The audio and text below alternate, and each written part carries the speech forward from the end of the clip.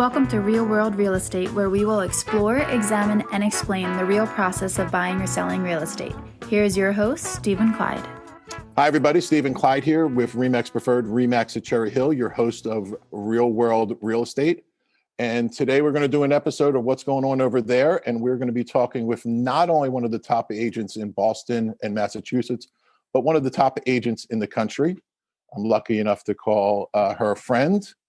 I've known her for over 3 years now, consummate professional. She's been a real estate agent for over 30 years and been with RE/MAX for 28. She's a member of our Hall of Fame, our Chairman's Club, Lifetime Achievement Award. She's held various positions in our profession and in our industry, nationally and regionally for the Women's Council of Realtors. She's very unique in the fact that she's a Massachusetts native who was raised in the Carolinas. I don't know how she became a Wolfpack member, but luckily she found her way back up to the Northeast and joined us all up here and back in her native land of Boston. Actually, the first time we met was during football season, and one of us was wearing a Patriots jersey and one of us was wearing an Eagles jersey, and we still built a relationship from it. So everyone nationally should take a note from that. We can disagree and have hatred towards each other and still be friends and get along and laugh and have fun. So I think that's a good note for now, that even though we don't believe everything exactly the same, we can still all be friends with each other. Karen, I know you're busy and you've got a lot on your plate like all of us do in this market. So I want to thank you for joining us. I'm looking forward to our conversation here because I want to learn more about Massachusetts real estate market and Boston in general. So is there anything you would like to add as to yourself and introduce yourself to our audience of Real World Real Estate?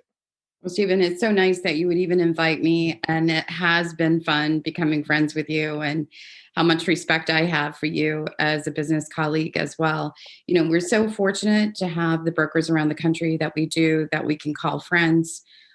This year was a very special year because almost 30% of my business came from other broker referrals around the country, which landed our team at Diamond. So we're pretty excited about that, and so very appreciative of the relationships that we have around the country, for sure.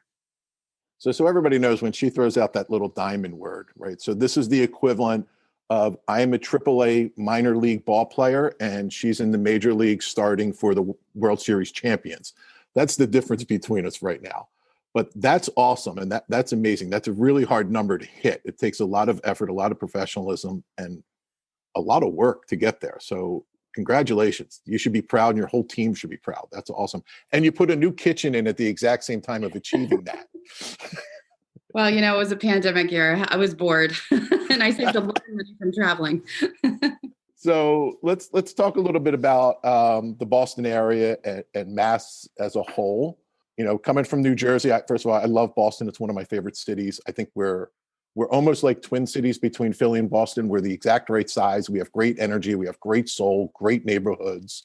And they're cities of neighborhoods. I mean, very diverse and specific. So if someone was coming into your market, coming from New Jersey or the Carolinas or Florida or wherever, what should they keep in mind when they're looking in the Boston area? What should they be looking for? What kind of products and homes are available to them if they're going to stay inside proper and then start to move out into the suburbs? Well, it's interesting because I work a lot with the medical community, and we are a very hot spot for both the medical industry as well as the bio-life sciences because of all the pharmaceutical companies. So I consider us to be very transient based. But the flip side of that is the investment opportunities because we do have over 30 colleges and universities in Boston. So we lend ourselves a lot to the student community as well. So when you think of Boston, it's almost like a collage of different sources. And I consider us to be very transient based. Most people in the Boston proper area stay 3 to 5 years, maybe 3 to 4 even, if that. Because we'll have a lot of parents buying condos for their students. We'll have a lot of people who are working in these industries I just mentioned that might be doing their training for residency and fellowship, or perhaps, you know, they're going to stay in the city while they're working in the Cambridge or Boston market, and then they're going to transfer out to the burbs as they grow their families. So when people are coming into the city, I always try to find out what are their specific needs, what are their long-term and short-term expectations, because many people might buy a condo in the city with the expectation that when they move to the burbs, they're going to rent it out as an investment property. So it becomes a stepping stone, especially with the young resident doctors. They want to know that are the sales trends there that they can get a return on their money? And number two, is it in a type of area or a type of building that lends itself to being able to rent at a later date as an investment? So they start building their portfolio. And what's nice is that now I have clients that are coming back to me on an annual basis to buy that one more property. It's almost like an insurance annuity that they're starting to build their portfolio because they started with one, then they kept trading up, and they keep renting the properties that they left. So I think it's important to have every single client vetted and understand what their personal needs is, because it's truly not a one size fits all, especially in the Boston market. Okay. So, I think New Jersey, and now I'm going to go state to city, but, when I say I'm from Jersey, right, and only the strong survive, most people from other areas of the country, the first thing that comes to their mind is the opening scenes of The Sopranos, right? Right. That's their only vision of New Jersey is Tony Soprano driving the turnpike in the Parkway and 87 and all the industrial and the crime and all of that stuff. And Boston seems to get tagged with that a little bit too, because all the movies and everything we see are they're showing the Southie part of Boston, right? And the grit, right? But the city I've seen and walked through and enjoyed is nothing like that. So is that something people should be concerned with? Because I know it's a question I get for Jersey all the time, that's what they think it all looks like. And we're nowhere near that, right? So I joke that I'm in the farmlands, not the Soprano lands. How does that play out in perception with Boston, or where people are relocating? Is there a concern, or is there really still a Southie that people need to stay away from, or is that being regentrified now? Well, it's been regentrified over the last 3 to 5 years. Southie has become more of a hotspot because of the transit, because so many people do use public transit, and it's also walkable to the South End. So it becomes a function of what are your needs as far as your lifestyle. Southie is now, very trendy. It's hip, restaurants, bars, and then the accessibility right into Boston proper. Whereas the South End, there are sections of the South End that have the exact same flair of being trendy near the restaurants. But then there is one section of the South End that's now very concerning to many people, with slower sales trends, because there's a lot of meth clinics because of its proximity to the Boston Medical Center. So where you used to have residents that wanted to be able to walk to work, now there's a little more concern about the lifestyle that's there. So again, these little pockets, they change from time to time, but Boston as a whole is a subset of many little communities like Back Bay, Beacon Hill, West End, Seaport, which is crazy. Seaport is exponential growth. And based on the housing units that have permits right now to be built, there's a 75% parking shortage. Whoa. Everybody wants to be in the Seaport for the restaurants and the waterfront. However, there's no infrastructure for public transit. So you have one bus out. So you either have to go to Southie from the Seaport, or you have to go to South Station, which is in Government Center or the West End. So that makes it a little more problematic for getting in and out. And there can be gridlock in non-pandemic times getting in and out of the Seaport. But people want to live there because they want to enjoy that lifestyle when they are home. And that's what makes it.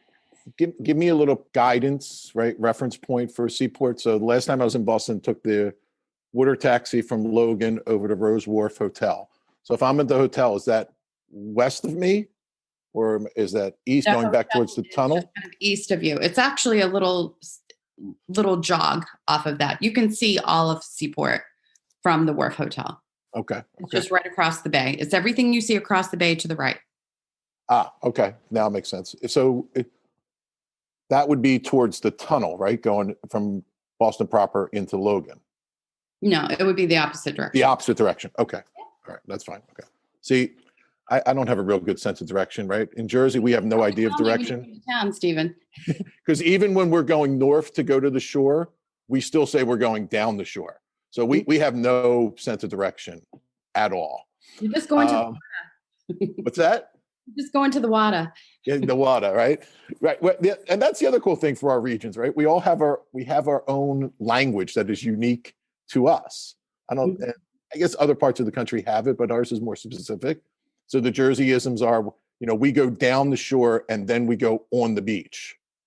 You don't go to the beach. You go down the shore first, then you go on the beach. Mm-hmm. And it doesn't matter if you're driving due north or east or south, you're still going down the shore. And you guys just don't know what an R is, but that's okay. That's fine. Yep. Exactly. So for someone that's looking in, let's talk about this area with a parking issue. So someone's looking to purchase in there. Is this going to be is these millennials move up young professionals? Is this condos for first-time home buyers? Is this that in-between step before they go from the condo all the way out to the burbs with a growing family? This is their step in between. Where does the Seaport neighborhood fall into the market mix, or a little bit of all? Believe it or not, it's a sampling of every one of those demographics. You get a lot of people who are downsizing and want to be on the waterfront. So you'll have people that are, selling in the burbs and moving to the city for that city lifestyle and the waterfront. You'll have young professionals who, believe it or not, we're seeing a lot of first-time home buyers in the $1.5 million price range. It's amazing, isn't it? We're seeing that here. They're skipping the starter home, and they're going 2 steps up from there. Yeah, because they can afford it. Yeah. And with my physician program that I have, people can put no money down, up to right in the neighborhood of $850, $900, and then 5% up to 1.5%, and 10% up to 2.5%. That's amazing. That's a great program. So if you can afford the monthly payment, the biggest issue I think with all of America is cash flow and savings. The income to debt ratio is always pretty generous because people are making, buy a whole. People are doing very well.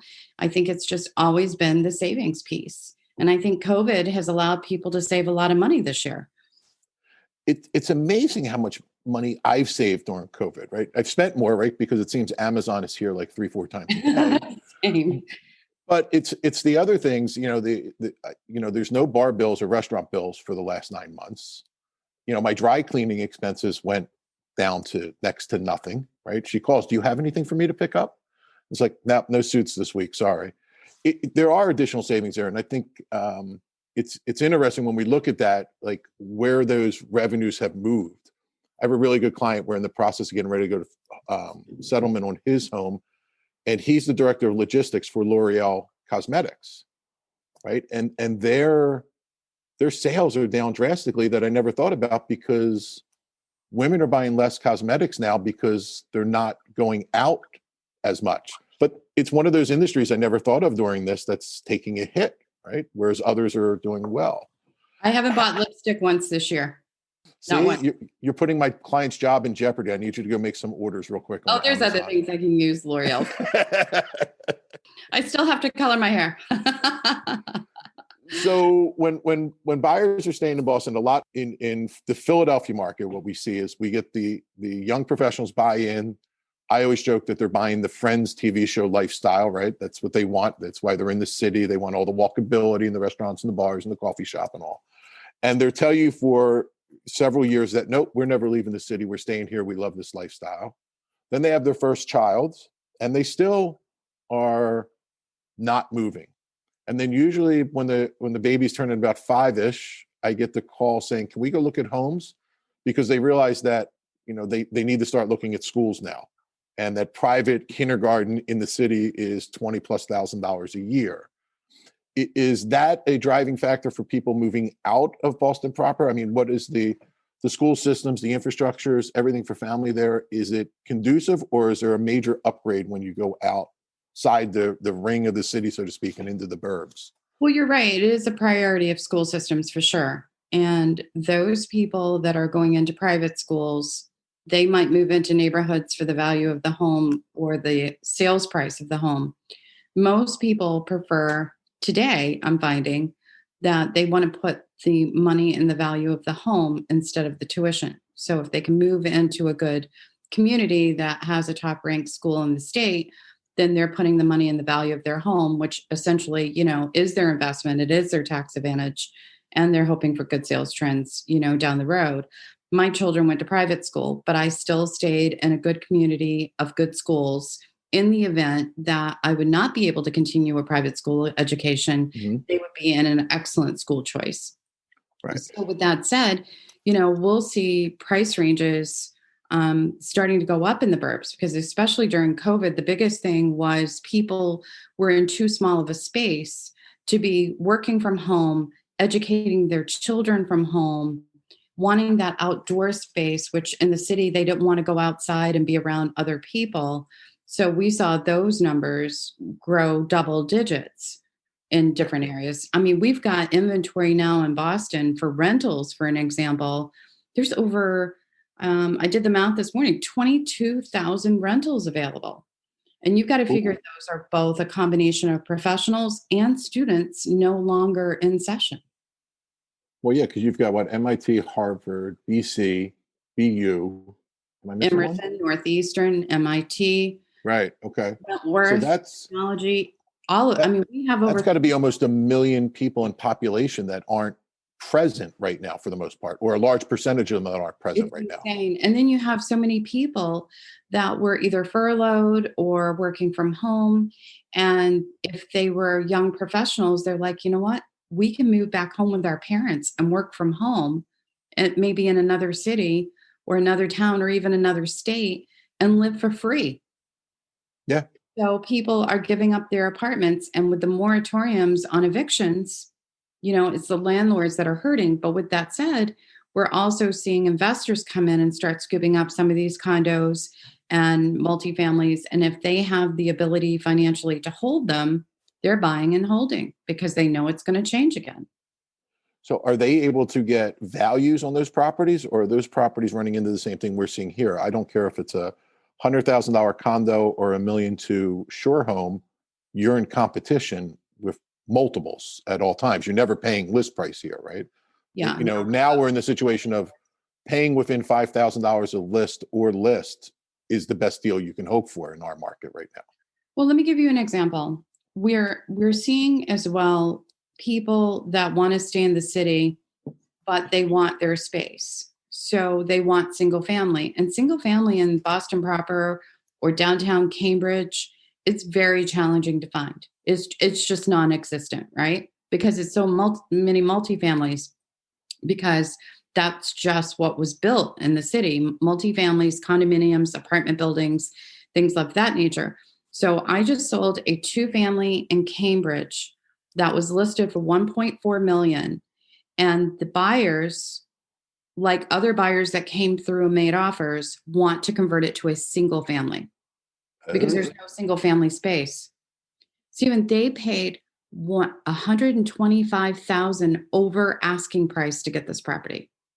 No contingency for a home inspection. Waiving appraisal and everything. Because they knew, they waived the appraisal, and it's because they knew they were going to turn it into something else. So why bother with the inspection? So is that a one-off, or is that a trend you're starting to see now? They're going to take the duplexes and the tries. No, we're definitely seeing that kind of a trend. And the bidding wars are going higher and higher. I mean, we just had another single family in Newton, which is a burb right outside of Boston. And that just sold for $100,000 over. And there were multiple offers, $100,000 over, waiving the appraisal. So Boston proper's market is still going up, unlike a lot of other cities, especially in the Northeast, right? Because well, yes and no. It's a very slim margin of going up in Boston proper. Boston proper itself for condominiums, because you got to figure when we do our sales trends for Boston proper, it's usually sales trends of condominiums, because there just are no single family in Boston proper. If you see a single family in Boston proper, it's a single family attached. Right. So like a townhome or what we would call brownstone down here, or yes, exactly. Or in Philly, what we would call a row home. And I always joke that the difference between a row home, a townhome, and a carriage home is the price point. Yeah. So, but when you get into Cambridge or Somerville or Medford or Jamaica Plain, you would see more single family mixed in. Okay. But there is a particular area of Cambridge on the west side, you don't see the single family, but it's a very desirable community because of parks, because of coffee shops, and being able to walk here and there, and not too far from Harvard as well, I might add. But people are buying to convert. So are these, when we're saying multis, right? We're talking about these were duplexes or triplexes, originally single families that over time were converted to multis to service the rental or the tenant scenario, or? No, they're converting regular two families, one on top of the other. Really? Oh, interesting. Okay. All right. Do you still have? It's a stairway they use as a center. Huh. That's interesting. Interesting. So my market is we're the burbs to Philly, and then my counterparts in North Jersey are the burbs to Manhattan and Brooklyn and everything like that. So we're seeing the flight, right? We're seeing the city exodus to us. Mm-hmm. I'm going to assume, maybe wrongly, that the same thing is occurring to the Massachusetts burbs to Boston, right? Where you're seeing that exodus out. Mm-hmm. And what we're seeing here is those Manhattan or Philly clients that are making this move over, they're selling, 2-bedroom condos or 1-bedroom condos that are still drawing big numbers, and then coming over here with cash and scooping up properties. And we're also seeing them give up their drive time scenarios, right? Because that was always our driving factor in price and desirability, was how close were we to the turnpike or the parkway? How quickly could you get into the city? Where was the train station? Where was the bus station for commuting? And that seems to be going out the window now, right? Because I've got Manhattan people moving 90 minutes south, or I've got one husband and wife with a newborn, lived in Center City, Philadelphia, actually South Philly. And because of their businesses are going to stay virtual now, they're actually moving to Ocean City, New Jersey on a beachfront and keeping their little condo as a pied-a-terre for when they do have to go into a meeting, they have a place to crash in the city. It's a strange dynamic that's occurring. So all of our driving factors and our criteria is being changed on the fly.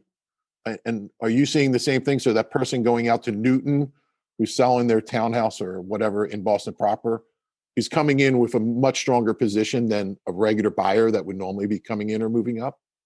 Without a doubt, a lot of people are able to buy without selling first, and then they make that decision if they want to rent it or sell it after the fact. But to your point, where it's a seller's market, the terms are equally as important as the price. I've always said this. So sellers are able to sell their property for such a higher value, but they're also getting the terms that they can stay in the house until they buy another property, because buyers are more concerned with securing a property. Now, granted, lenders don't want to see a use and occupancy agreement for more than 60 days. But with the cost to borrow as low as it is right now, people are able to afford more house for the money, and they're buying, securing the property, giving the seller time to get out, because that means they're freezing the pricing, freezing the interest rates, both. Yes. And then people are able to trade up on the other end as well. So we're seeing a lot of trades going on right now. We're seeing that. I mean, we have that dynamic here where it's always been a tough balancing act between selling and buying on a move up. That's clients always have that question: what came first, the chicken or the egg? Do I go find my home and then sell mine, or do I sell mine and then go find one? And now we're getting into the situation where we either demand those post-settlement occupancy terms, which buyers are giving generously when we ask for them, or it's, hey, let's sell it, get out, go rent for a little while and bank some more money. And once we have the check in our hand, we can go in strong for another purchase.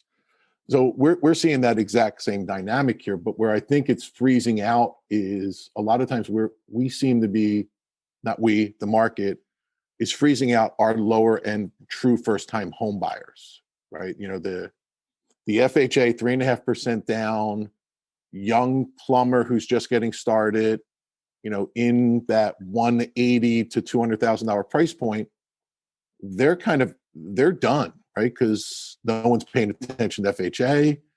They're being frozen out of this market. I don't know if you're seeing that same thing here. Yeah, same thing. They can't compete.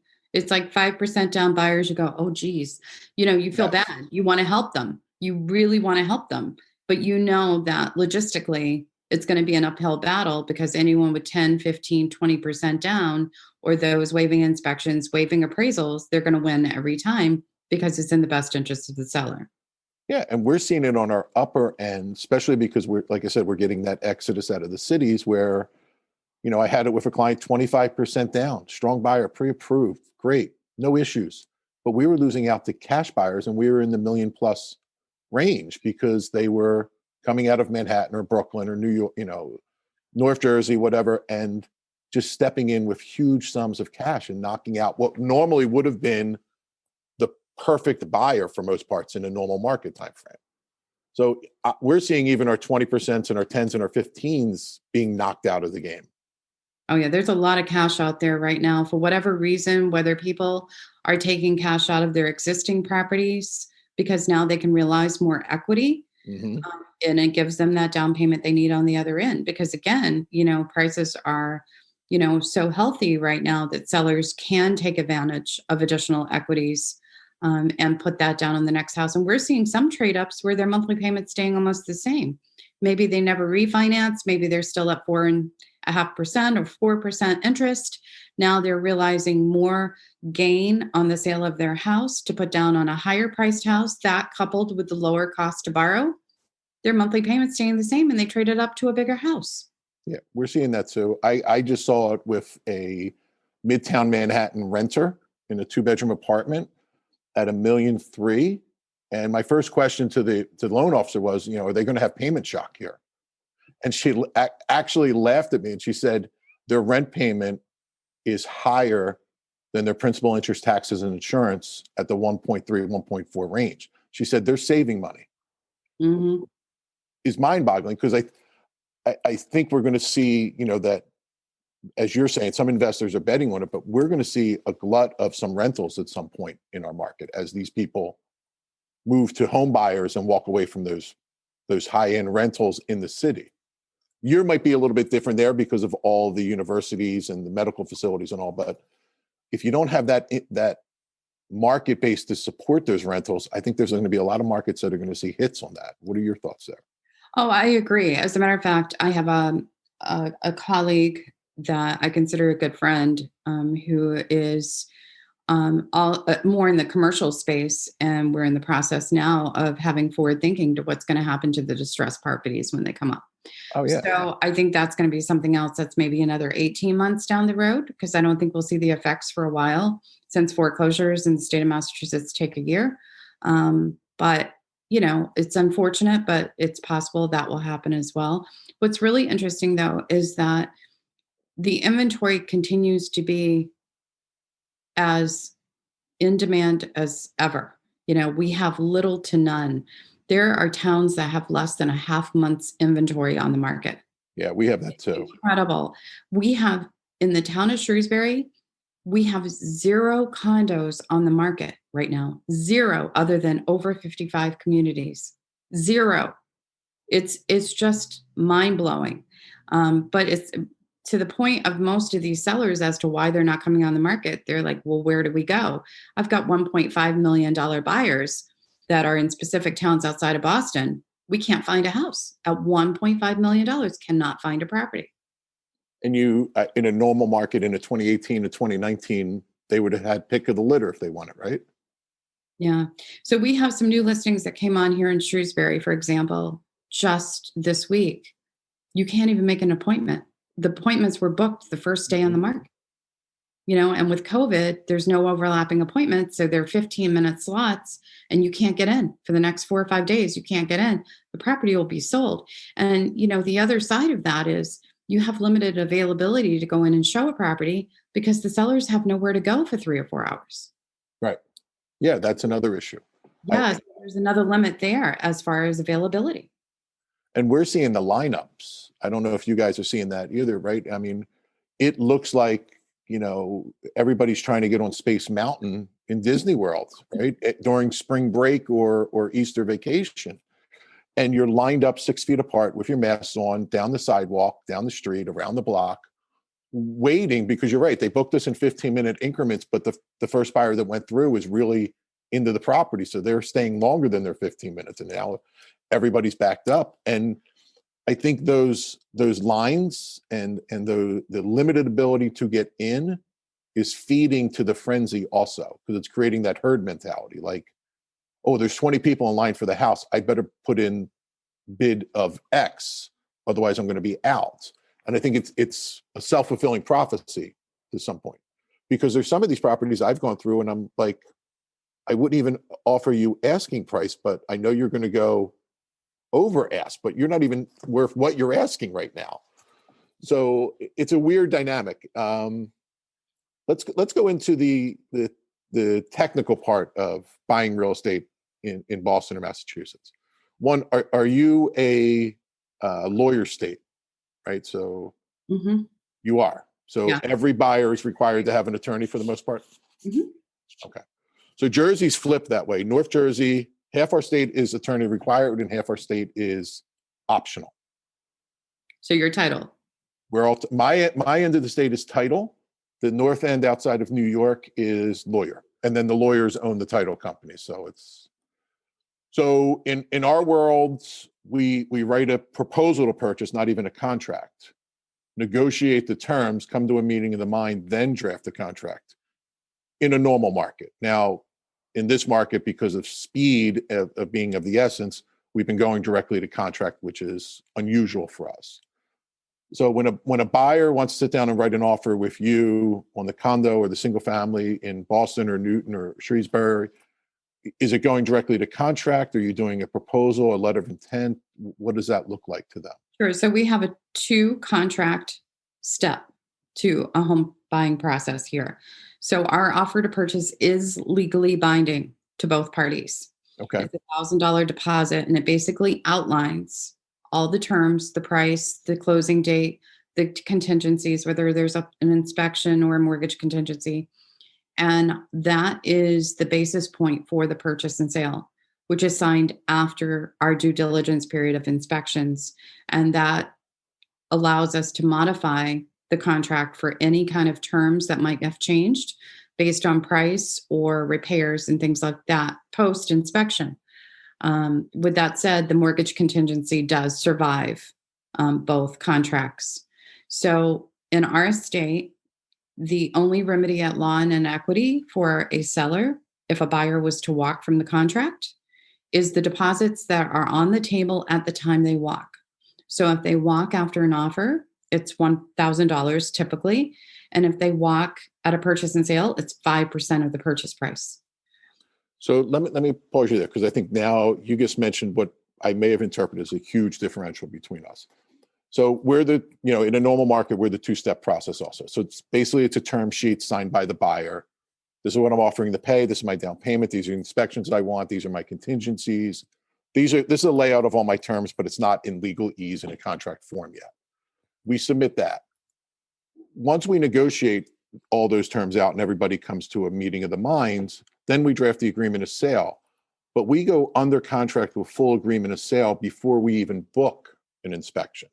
Are you telling me you book the inspections and go through the inspection process before the contract is drafted technically? Yeah. So keep in mind, the offer to purchase is a contract here in the state. Okay. So they are legally bound with that first initial contract. However, the contingencies will include the home inspection, which is typically done in 5 to 7 days. Okay. Wow. And you can get appraisers in that. I mean, not appraisers, inspectors in that quickly. Wow. Yep. We're having trouble at 14 days getting them in that time frame. Yeah, no, so far so good. And what I do is I try to book a home inspector while I'm negotiating an offer. Or if I have a buyer who wants to make an offer, I will help them call the home inspection companies and book, because we can cancel 24 hours before.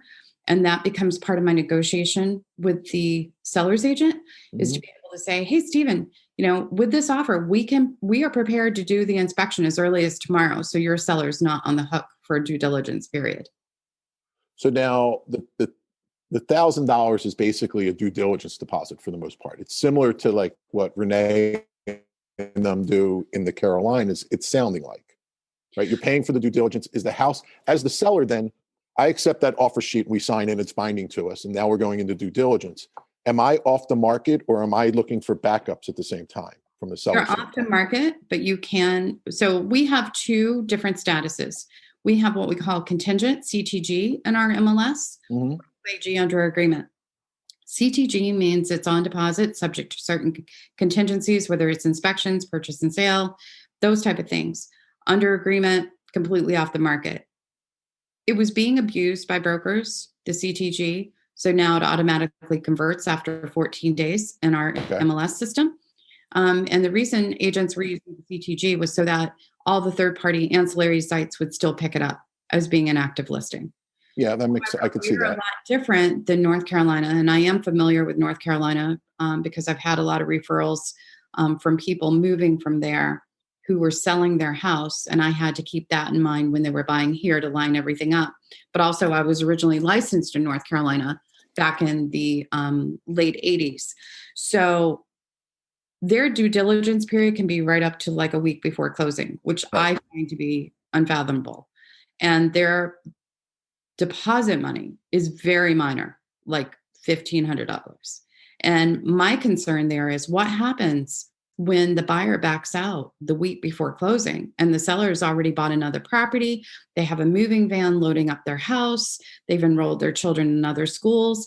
I just find that to be so incredibly risky, where here, someone's not going to walk away from $50,000 deposit very readily. Okay. I agree. Yeah. Now, with that said, a lot of people say, well, with the offer, the buyer only loses $1,000 if they walk away. What does the seller lose? The seller can be sued for decree of specific performance. They can be forced to sell their house just by signing that offer. So if I'm a cash buyer and I make that offer and the seller signed it and then they change their mind, if I have no other contingency in there, or I'm not exercising any other contingencies, I can hold them bound to that initial document. Even if you have contingency, you can hold them bound. Wow. Okay. Because they agreed to it in writing. Now, that initial document, we call it an offer or term sheet. What do you guys call it? Still a contract? Offer to purchase. Offer to purchase. Okay. So the offer to purchase, is that a document that's being drafted by you as the agent, or is that a document that's being drafted by their attorney? Yeah. So we drop the offer to purchase ourselves because, like I said, it's basically an outline of terms. Right. And the formal purchase and sale agreement, which follows within 14 days or less, is drafted by the attorneys, negotiated on by the attorneys. They add their writers to it and things of that sort. And that's what the lenders require as part of the bank financing application. Right. So we're considerably different. So I make that offer to purchase to you. One, it's non-binding when I make the offer, even if it's signed by our clients. It's a non-binding document. In a commercial real estate sense, it's a letter of intent, but it's a non-binding to anyone. Once we make the agreement, we draft the contract, then we go into what's called attorney review, right? So if you're the buyer and I'm the seller, you sign the contracts first, then I sign them. I send them back to you unaltered today. Tomorrow would be the first day of our attorney review, which goes for 3 business days. And either party can have an attorney cancel that contract for no cause or explanation whatsoever. So, but once those 3 business days are over and we hit midnight on the 3rd day, that contract's locked and no one can break it now. So it's a little different, and it's strange to me, but we don't do any due diligence. We do nothing during those 3 days. So if you as a seller were to receive a $10,000 higher offer, you just hire a real estate attorney for $200 to write 2 sentences. I declare contract null and void and return all deposit monies. So we sweat the highest and best, right? When we're in our bidding wars, we get a signed contract, but now we have to sweat the next 3 business days because someone can step in. And the MLS, it changes to active with contract. And then the agent will check off if we're an attorney review or is it a sales contingency, right? So it's contingent on them selling their home. So they have a 72-hour knockout provision. But if you see active with contract, the house is still being shown, you can make a better offer and the seller can knock out the existing buyer, or they can start another round of highest and best. That seems crazy to me. That would drive me insane. It does. That's why there's a lot of scotch in this house, right? It's insane. I was going to say, you've got to have a doctor that can prescribe for all that. But now, so then you go into your inspections, right? So again, you're going to be like me. Our legacy homes are all older, so they're always going to have inspection issues. There's no getting around it, right? We've got pre-world, I've got homes that go back to the 1700s, just like you do, right? Because we're original colonies, right? There's original villages and towns still have all those old properties. Inspections are a headache on them. In our contract, we go through the inspections. The buyer gets their 40 to 60 page report back. They write their request for repairs. It doesn't matter how many repairs are on there or how significant those repairs are. If the seller agrees to address them all with licensed, qualified, insured contractors, the buyer is still bound to the contract in our world. Is that how it plays in Massachusetts also? Did I just freeze on you, or did you freeze on me? Sorry, you froze for a second. So what you're saying is that even if they make a request for repairs, they're still bound to the contract? As long as the seller agrees to address all the repairs. Oh, okay. Yeah. Right. Because there's other us, Philly, the buyer can just say, I wasn't happy with the inspection report, I'm walking away, but that doesn't apply in Jersey. they hate the internet hates home inspections as much as we do. So there's three ways to handle a home inspection contingency. You can accept the house as is, renegotiate with the seller for price, terms, and condition, or you can revoke your offer and get your money back. If the seller agrees to those items until the purchase and sale is signed with those items as a repair writer, they're not obligated to the contract. They can still walk away. Okay. However, we have a lot of situations where buyers will write in their offer to purchase home inspection for informational purposes only. Yeah. So what we have been a little more savvy at is saying, okay, you can do that, but after the purchase and sale. Because many buyers, especially in a competitive situation that we're in here, will make the offer to purchase subject to a home inspection for FYI only, knowing the highest risk they have is the $1,000 on the table with the offer. And they'll walk away from the $1,000 if they're not satisfied with the house because they feel like the house is a higher risk than the $1,000. However, if you make it after the purchase and sale, they can't walk after the 5%'s down. Who's going to walk away from the $50,000? Or, even if it's a $200,000 purchase, to that person, that 10 grand is a lot of money, right? It's all relative. Absolutely, without a doubt. So ours is you can't walk at all because you don't do your inspections till after we're in that purchase and sale agreement. And as long as the seller agrees to repair the defects cited by your inspector that you requested, you have to move forward. It doesn't matter if it's a $50 item or a $50,000 item, right? You have to move forward. You just can't say, I don't like it anymore. Now, okay. So that's the difference with us. The buyer can. Yeah. So that we don't have that third option. Now you can make your request letter so aggressive that you're pretty much giving the seller no option but to say no, right? And it's it's an all or nothing game, right? You could have 30 things on that request list, and it could be, a new roof or a new septic system and, a $40 light, GFI outlet in the kitchen. If they say yes to everything, but say no to that one $40 item, you as the buyer now have the right to cancel the contract and walk. It's all or nothing. Now, it usually turns into a full round of negotiations again, but that in respect is a little, I think, unique to us because everywhere else I talk, they have that third option that you're discussing that doesn't exist here, which I think your third option would drive me crazy. If they just walked? Yeah, if they just could walk at any given moment, right? That would drive me nuts. Well, there are some caveats to that, though, Stephen, is that Okay. we have a threshold. So I want to apologize to everybody. We've had a little bit of technical difficulty with our Zoom. I'm sure everyone else has experienced this over time, but we've been going in and out in internet, and we've been getting a lot of freezing. So we're trying to get Karen back on the line with us, and if we can maintain a stable connection, we're continue our discussion a little bit further. But I think we're just going to go into wrap-up mode as we keep fighting a losing battle here, and we'll go from there. So everybody, we've got our technical difficulties worked out. We have the internet and Zoom cooperating with us again. So Karen, before we got knocked off for what seemed like forever there, we were discussing the home inspection issues. And I think that's a huge differential between our two markets on how we proceed there. Now, those inspection reports come in. Is that something as the realtor you're handling, or is that the attorney taking the reins there? Oh, if only the attorneys would take the reins. No, we definitely have to handle that piece. What I usually do is when I have a conversation with my buyer regarding the home inspection and what the issues are, then I compose a letter or an email to the other agent with the list of items that we're looking to address. And then I copy and paste the sections of the report that actually speak to those items, because then it's the dialogue from the inspector themselves, and it's not passed through hearsay of all the parties. And we also have to touch on one other point, which I was going to mention to you, is that our contingency for the home inspection includes a threshold of how much risk the buyer is willing to absorb.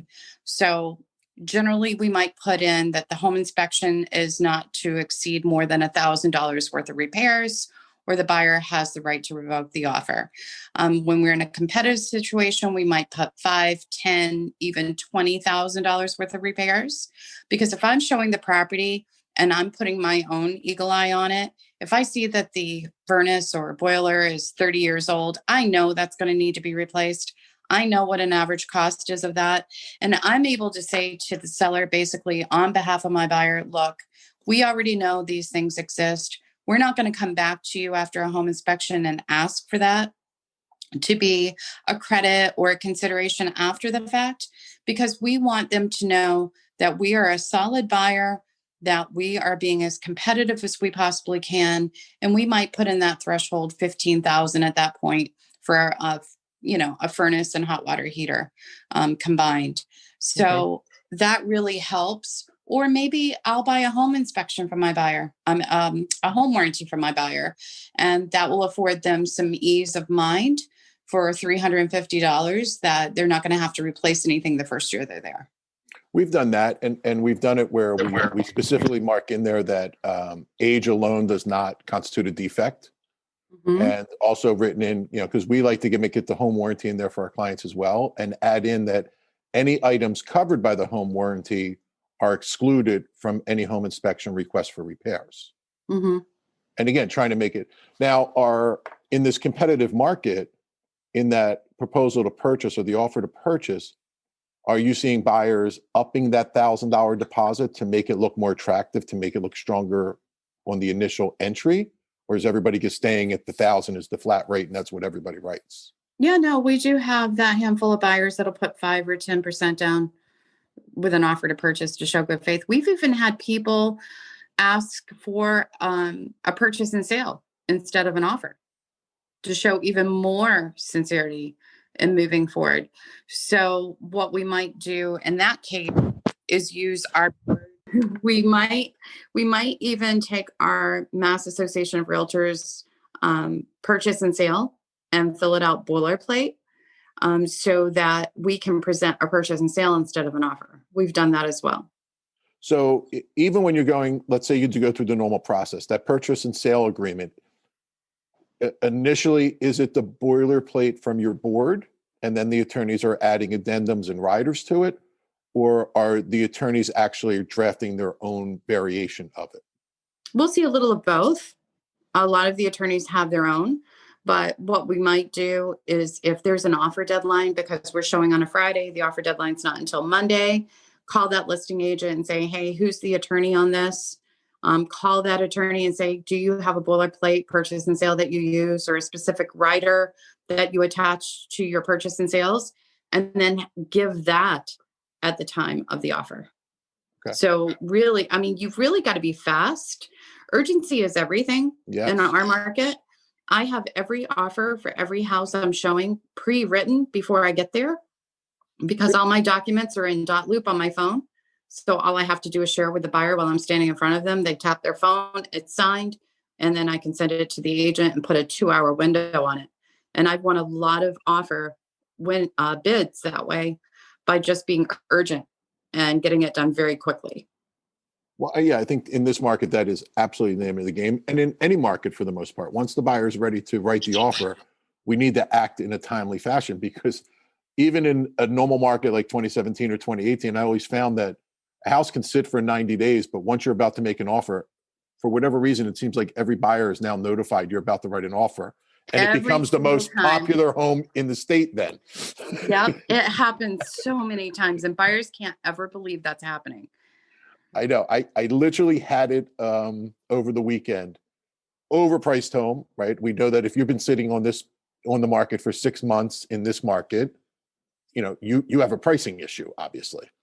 So we're in the process of putting the offer in, and then the listing agent notifies me, hey, I just got notified, I've got 3 other offers coming in. It's like, you've been on the market for 220 days. Now, all of a sudden, you're getting multiple offers. Like, once I figure out how that happens, I'll become a very rich person, right? I mean, come on, Steve, you're selling your houses faster anyway.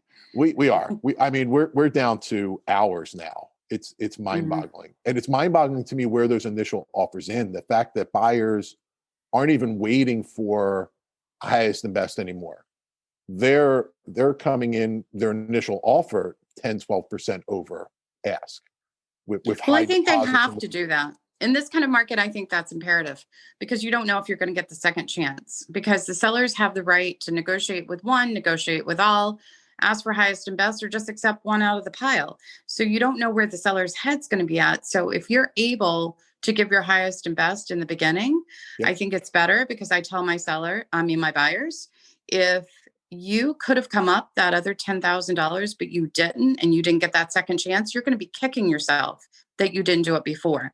So let's do it right out of the gate, because we never know if we're going to get that second chance. Well, it looks like you give the same speech I do, because I love when we get into that mix and you get, well, what should I offer? And I'm like, well, here are the comps, here's the value, but you need to sit down and figure out that if I came back to you and said you needed to spend $1,000 more, you would walk away with no regrets, right? You need to put your best number out there. You can't hold it back, because like you said, if you learn you lost it by $2,500 and you held back $5,000 in your offer, it's going to haunt you forever. And the other part too is the sales trends. So if your sales trends are running 10%, increase, and you're coming in 5,000 over ask, what I tell my buyers is you're investing in your future equity. Yeah. Because if you're expected, or the anticipation is to get a 10% return based on sales trends for the last 1 to 3 years, then that extra 5% is going to make its money back in 6 months of you living there. Absolutely. And then some clients I have the conversation with, you're not looking at it as an investment, right? You're telling me this is your forever home. All right. We all know as professionals, forever home is 5 to 7 years now, but don't look at the short-term fluctuations of value. Buy a home, buy a house. You're not buying Apple stock and waiting for it to pull back to 119 to make your purchase. You're buying a home, right? There's more to it than the return on investment. So we got the offer written, we've gotten through our inspections, right? The mortgage company's doing what the mortgage company does. The attorneys are doing your title work and your searches and everything, and all that's getting cleared. So in South Jersey, in non-COVID times, we're a settlement format, right? Everybody shows up at the settlement table at 11 o'clock on the 30th. We all sit around the table together, attorneys, buyers, sellers, clerk, lender, and do the paperwork that way. And then, I know California and other states are escrow style, where no one ever sees anybody at closing. How does Massachusetts, how do you handle that there? Are you more towards our side where everybody's together? Or is it, buyer signs their docs, then the clerk goes and meets with a seller, and it's a daisy chain, and then you get notified that everything's done and you're funded? Yeah. So pre-COVID, the buyers met with the attorney in their office. Brokers would usually go. Sometimes just the buyer's agent, sometimes both the buyer's agent and the listing agent, because the listing agent had the keys, or maybe the smoke certification for the seller, etc. Sellers do not attend closings here, very rarely, because the monies are just wired to their account and their attorney is the POA, and signs all the settlement docs on their behalf. Since COVID, the attorneys do not allow anyone other than the borrowers at closing, and all of our deals are e-filed to the registry for recording. So basically, the docs from the seller are overnight mailed the day before or couried over to the closing attorney, or which happens in our case to mostly be the buyer's attorney as well. And then it's e-filed within an hour or two of closing, and it goes to record, usually same day before 4:00. Gotcha. Okay. So in Jersey, when we do e-file that with our county clerk to register the deed, to record the deeds and the mortgage and everything, we're looking at a backlog, even in pre-COVID times, of 3 to 4 months. Is yours instantaneous? To go to record? Yep. Instantaneous. As soon as it's uploaded, it goes into a queue, and an employee of the registry records it online. We can see it. Like, I check all day long to see when deals are recorded, because here, technically, you're not supposed to have keys or be able to access the property until you're legally on record. Yeah, see, that's similar to California style. But like I said, here in Camden County, it's between 3 and 4 months once we send it over. In Gloucester, Burlington County, we're in the 2-month range. But I've never seen anything get below 2 months. So the buyers. So are people, can they move in though? Yes, we consider you own it. When we hand you the signed, executed deed, and the copy of your policy and the copy of your mortgage, and we, as long as the deed signed and the ALTA are signed, we consider you have ownership. And everything is sent over to the county clerk's office, and then they do whatever they do, and I never figure out what goes on there. And then once it's recorded, they send it back to the title company, who then sends the original back to the buyer. But no, there's a league. We consider you own it. You've signed all the legal documents, seller signed it all, but it's not recorded in the public records. And like I said, it could take 3 to 4 months. It actually could take a little longer if the clerk comes back and says, we want this changed. There's a slight error in the, we don't like the comma in the legal description, or they're usually non-material things they're pushing back on. I truly believe they push them back to move them to the bottom of the pile because they're backlogged, right? They don't want it to be tracking them. But no, that's an issue we run into. But we hand you the key. Once the checks go over and all the signed documents, we hand you the keys immediately right there. We don't wait for the recording, which is now I unusual. have to say, though, that during COVID, there were a lot of processes that changed pretty drastically. Home inspectors wanted to be able to go on their own, which buyer's agents accompany here. Photographers and appraisers wanted to be able to go on their own. And so many people were working from home, they could just let them in. Or those professionals, as long as they were licensed, could use a lockbox. And of course, not going to closings.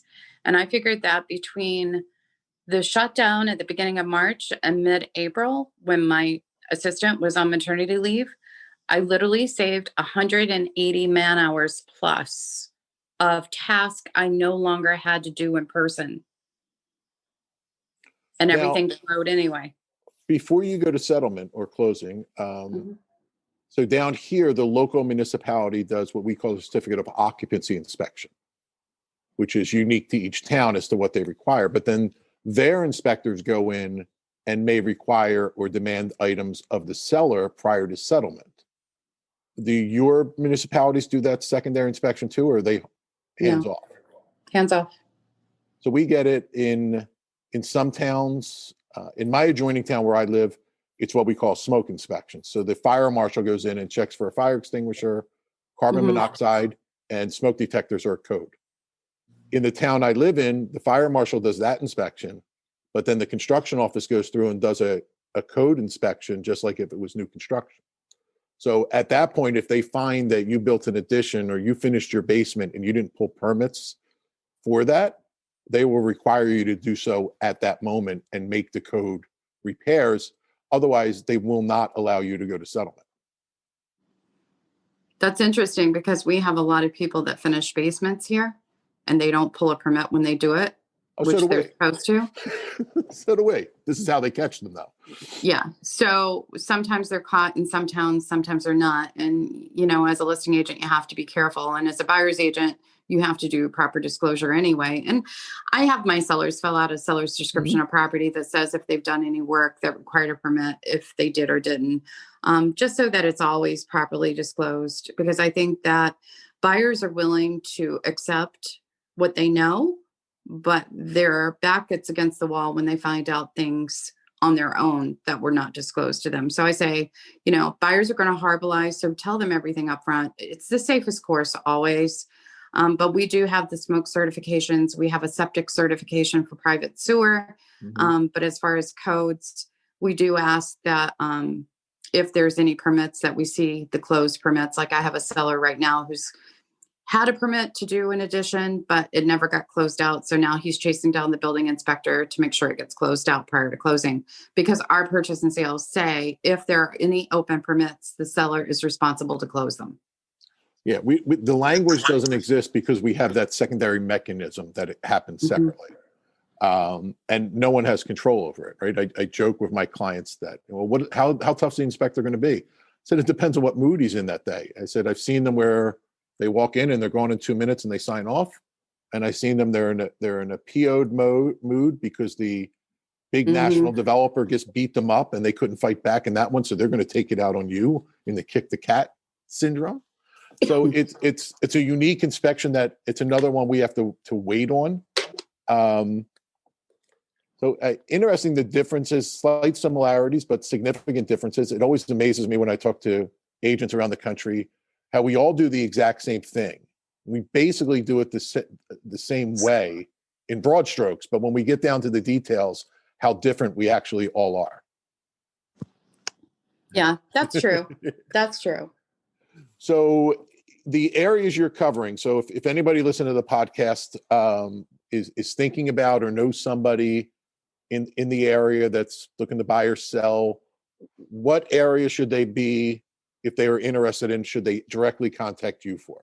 I know you Anywhere. go outside Boston, but Oh yeah, absolutely. So we are pretty much in an hour circumference around Boston, okay. And into central Massachusetts. So we can do North Shore, South Shore, Metrowest, and Central Mass, as well as Boston proper. And I know Gabby's going to add into the show notes all of your contact information, but if they did have questions or if they wanted to check out a property, they had something to sell, what's the best way for them to reach out to you, Karen? Either myself, 508-572-2830, or email me, Karen@KarenLandry.com. Awesome. Cool. So, I had a great time.